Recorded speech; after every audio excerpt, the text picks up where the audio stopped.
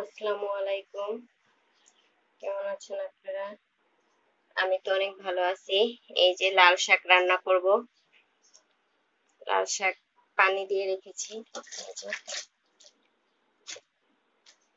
এখানে পেঁয়াজ রেখেছি। এখানে ইলিশ মাছ ভিজিয়ে রেখেছি। এই যে কাটবো। এটা ইলিশ মাছ, চিংড়ি মাছ আছে সাথে। এই যে এখানে আমার বেবি খেলতেছে। দেখাও, দেখাও। দেখেছো? হাই বলেছো? সালাম দাও। ডান হাত দিয়ে। ওয়ালাইকুম আসসালাম। হ্যালো দাও। আচ্ছা ঠিক আছে, এখন তোমাদের এখানে ক্যামেরা অফ করতেছি।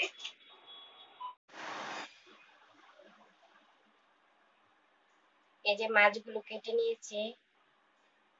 এই যে ইলিশ মাছগুলো কেটে নিয়েছি রান্না করার জন্য। এখানে চিংড়ি মাছ বেছে নিয়েছি। এই যে এখন এগুলোকে বক্সে রেখে দেব।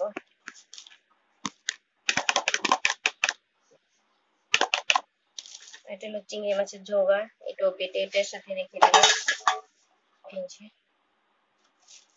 শাক ধুয়ে রেখে দিয়েছি।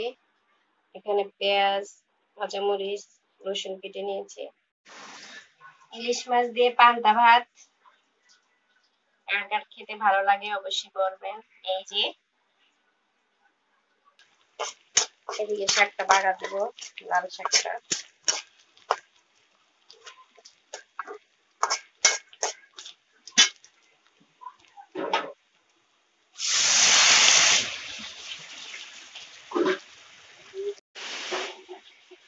এই যে ডাটা কেটে রেখেছি এখানে।